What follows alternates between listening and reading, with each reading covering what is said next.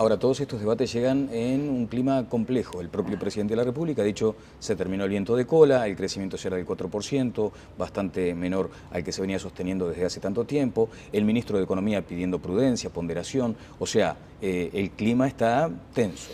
A ver, convengamos lo siguiente. Este es un país que crece a largo plazo al 1,5-2%. Estamos diciendo que el país va a dejar de crecer al 6% para pasar a crecer al 4%. Efectivamente, los años que están por venir no son tan exuberantemente buenos como lo que fueron los últimos 3, pero en cualquier caso siguen siendo años de crecimiento económico, siguen siendo años de crecimiento por encima de la historia del país y además con crecimiento desde un nivel extraordinariamente alto.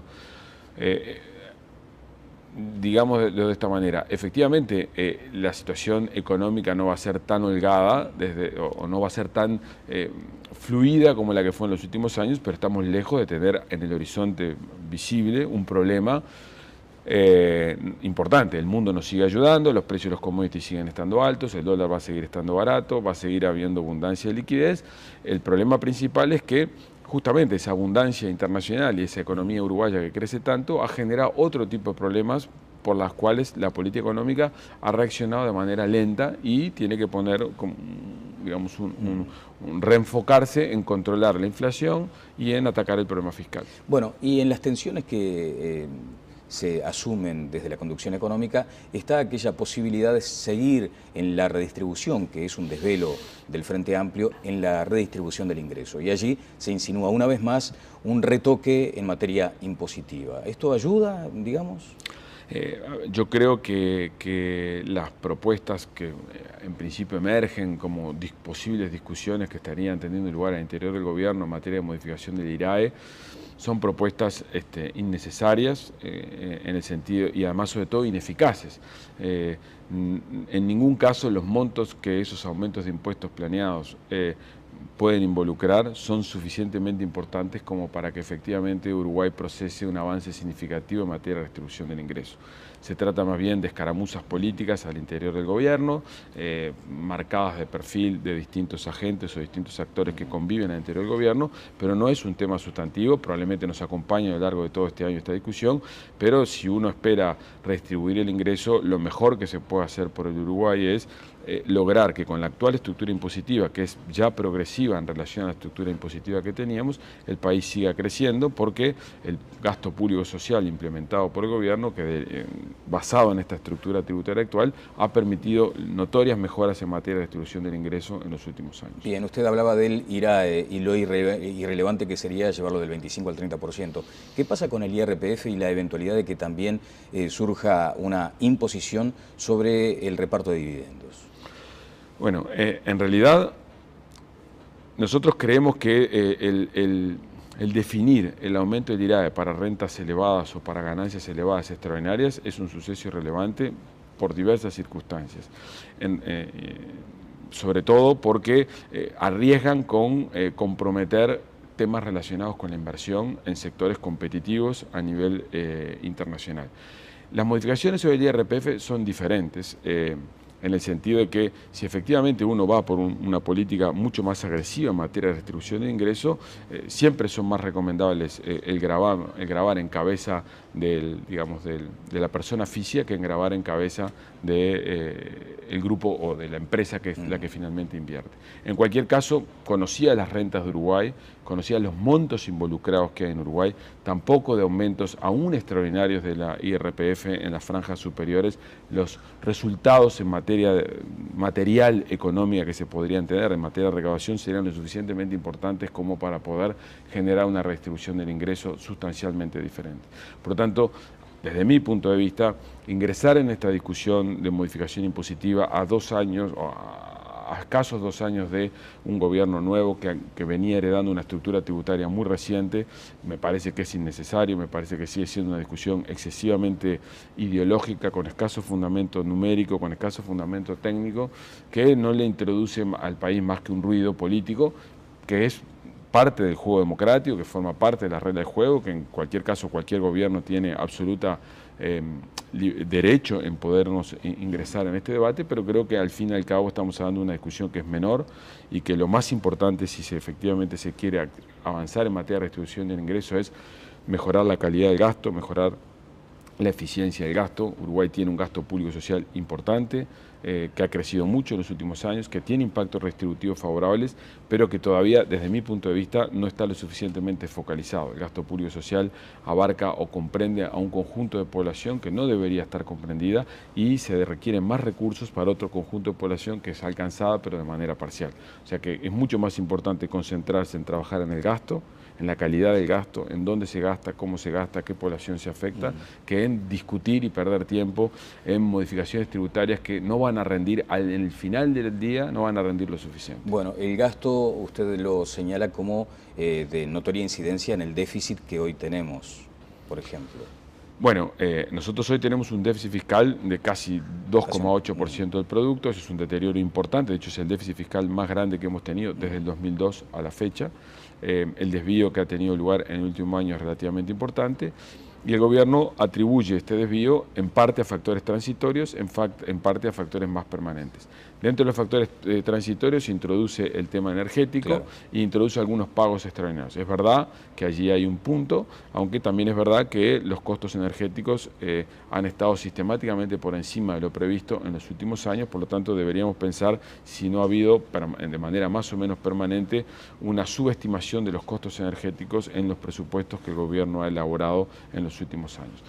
Desde el punto de vista de los gastos permanentes, efectivamente, una buena parte del incremento del déficit fiscal deriva del aumento de las transferencias, que es el rubro que más ha crecido, de los cuales casi la mitad del aumento de los rubros transferencias tienen que ver con la cobertura de los gastos en salud.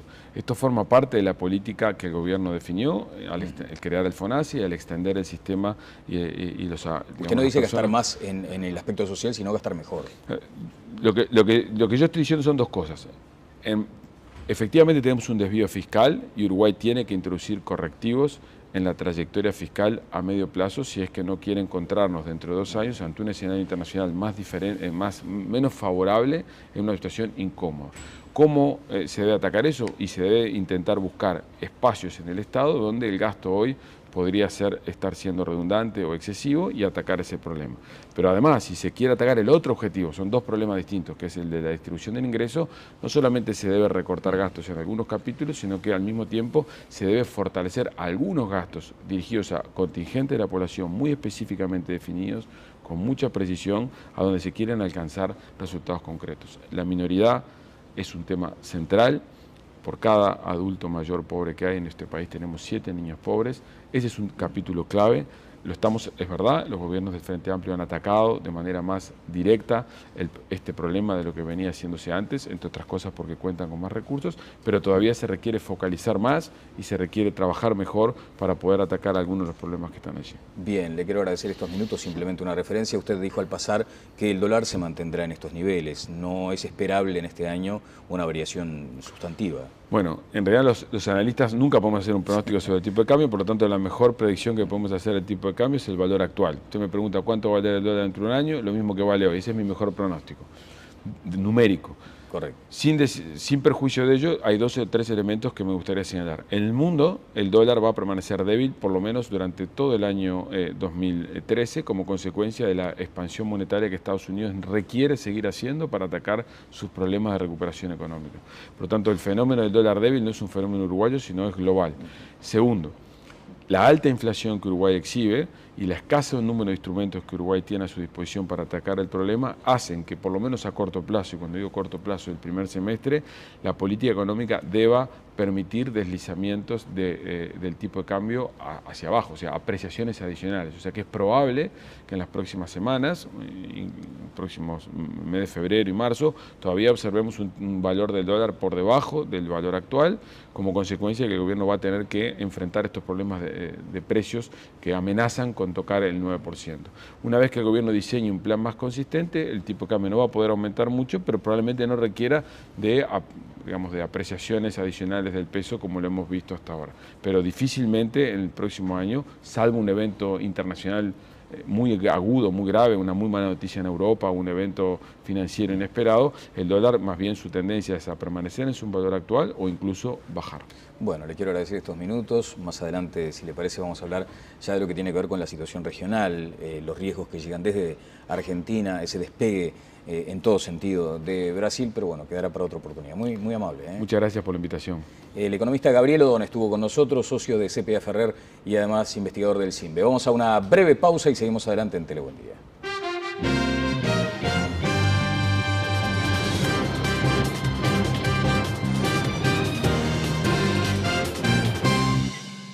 Un país que crece a largo plazo al 1,5-2%. Estamos diciendo que el país va a dejar de crecer al 6 para pasar a crecer al 4. Efectivamente, los años que están por venir no son tan exuberantemente buenos como lo que fueron los últimos 3, pero en cualquier caso siguen siendo años de crecimiento económico, siguen siendo años de crecimiento por encima de la historia del país y además con crecimiento desde un nivel extraordinariamente alto. Digámoslo de esta manera, efectivamente la situación económica no va a ser tan holgada o no va a ser tan fluida como la que fue en los últimos años, pero estamos lejos de tener en el horizonte visible un problema. Ahora, todos estos debates llegan en un clima complejo. El propio presidente de la República ha dicho se terminó el viento de cola, el crecimiento será del 4%, bastante menor al que se venía sosteniendo desde hace tanto tiempo. El ministro de Economía pidiendo prudencia, ponderación, o sea, el clima está tenso. A ver, convengamos lo siguiente. Este es un importante, el mundo nos sigue ayudando, los precios de los commodities siguen estando altos, el dólar va a seguir estando barato, va a seguir habiendo abundancia de liquidez.